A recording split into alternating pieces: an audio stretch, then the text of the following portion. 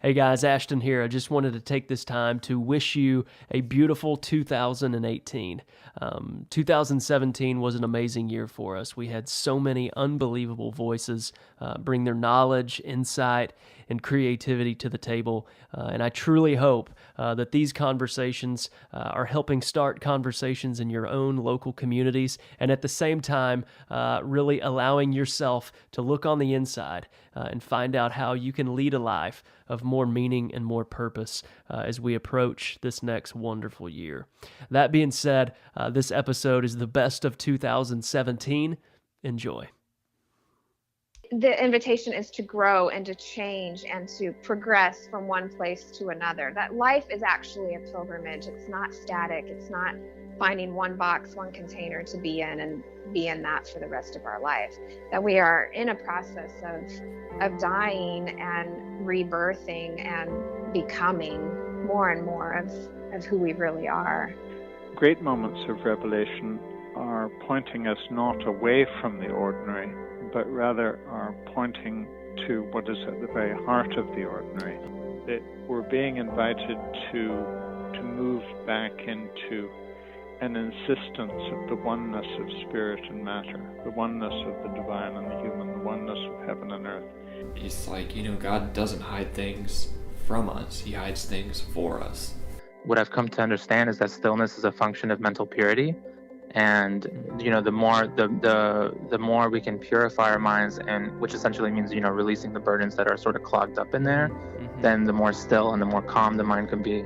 And when the mind becomes calm like this, you really start being able to, release the layers of ego that allow consciousness to really come forward, and that's where, when a lot of people say when they go inward, a lot of the mystic and spiritual leaders that we look up to, or the ones that have created our religions and whatnot, they say that there's this underlying love that sort of floats and creates the universe.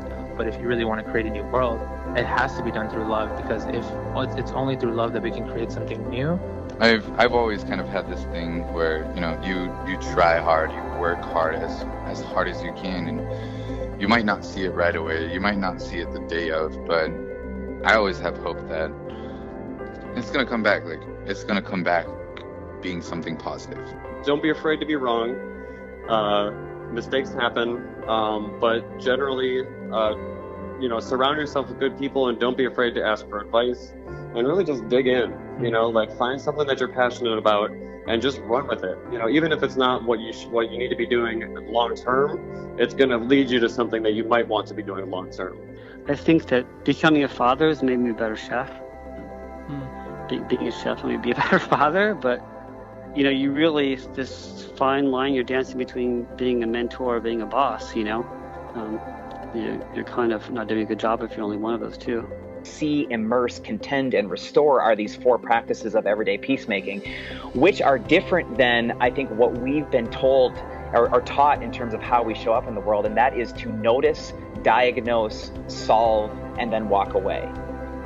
So there are two very different frameworks for how we show up in the world. My sense is that discernment is really our ability to know what is, in fact, good, true, and beautiful, and what's good for us, what's true for us, and what's beautiful about us. If creation itself is the gratuitous gift of a God who is love, this determines the grain of the universe. That if we go in the direction of loving God with all of our heart, soul, mind, and strength by loving our neighbor as ourselves, then we flow in the general direction of healing and restoration, human flourishing and well-being. The way that you move from survival to thriving is you have to go through it. Right. You have to make room in your life to honor the immensities of the pain and the loss, and the only way to get to thriving is give the pain a place. The land you are standing on, you are responsible for. If it is true that I have fear, that I have guilt, that I have shame, that I have anger, hatred, bitterness, any of these negative emotions that come from a particular person or event, right? If I have these things, and we know that all humans do, then how can I move into peace if I can't sit with those emotions, recognize them, and ultimately release them. And how could I ever release those emotions if I don't forgive? The house at the crossroads is built on fear, the foundation of fear, right? Because you're fearful of taking a step. And so you just sit there and watch the world go by. And that's not how we were designed as men to live.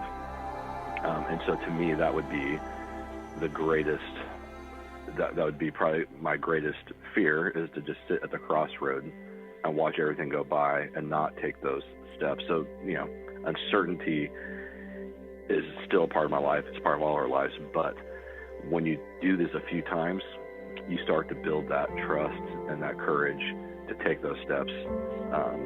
But, you know, it starts from a moment of pure uncertainty.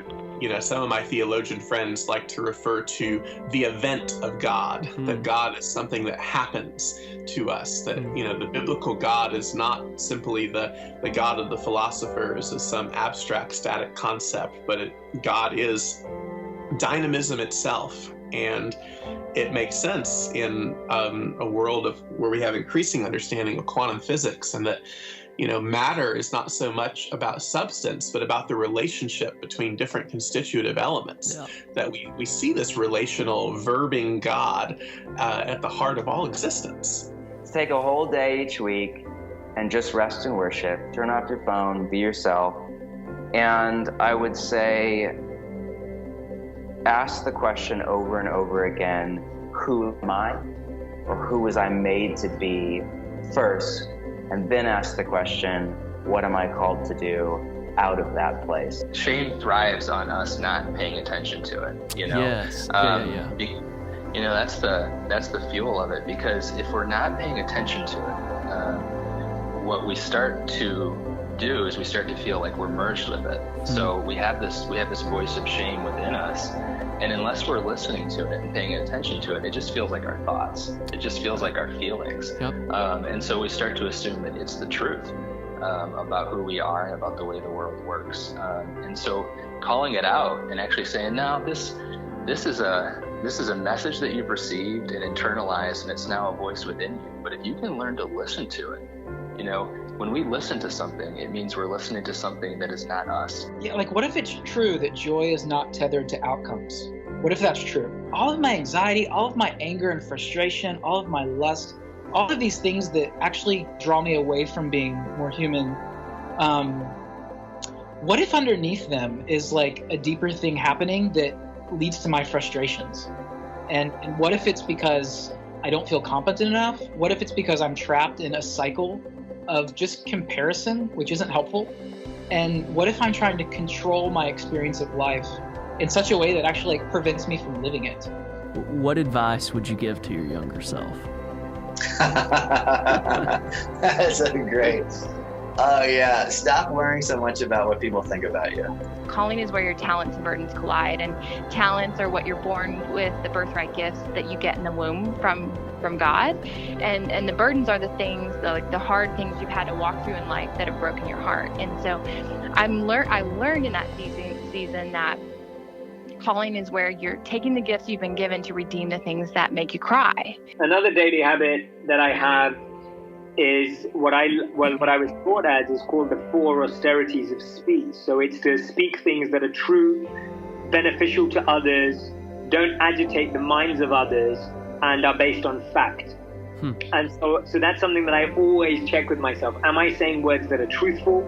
Am I saying words that are beneficial to everyone? Am I saying words in a way that don't agitate the minds of other people, which is always the hardest one, especially when you want to get back at someone? And the fourth one is it based on fact? Is it something based on what I truly know? And I'm sure that is reality. There's a difference between a desire and a decision. A desire is a feeling, a decision is an action. So I'm not talking about how you behave, I'm talking about the things that bubble up in you. And if you can separate these two and remove then the lens of judgment, you can allow yourself to let the desires begin to become a great teacher. But you cannot learn from them if you judge them, if you prematurely extract them from you and name them impractical, inefficient, dark, dangerous, hurtful, any of those things, bad, narcissistic, egotistical, any of those labels and judgments. Some of them may be true, but you will not get behind the desire to find out what it's serving you, what purpose it serves. And when you get behind it, you can actually listen for the song that your heart sings. And that's the music you're after, to use your metaphor.